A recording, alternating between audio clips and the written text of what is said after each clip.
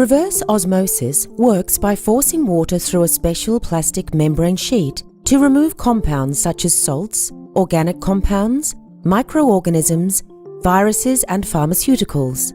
Rolls of membrane sheets are wound into cylinder-shaped elements.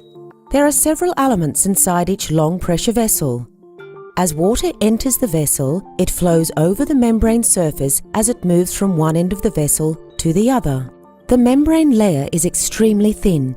It allows water to pass through or permeate, while preventing other compounds from passing through. Membranes remove molecules based on their size, shape, and charge. Generally, contaminants larger than water molecules will not pass through, including most chemical contaminants and all microorganisms such as viruses and bacteria. Two streams of water are produced. Pure, clean water or permeate flows across the membrane sheets and passes through the membrane layers to the inside core tube.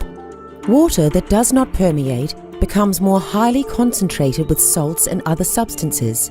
This water is called concentrate. The pure permeate water flows out the core tube and one end of the pressure vessel, and the concentrate water flows out another outlet. The concentrate water can then flow into other pressure vessels for the same process to happen again, so even more pure permeate water can be recovered. About 82% of all the source of water becomes purified water.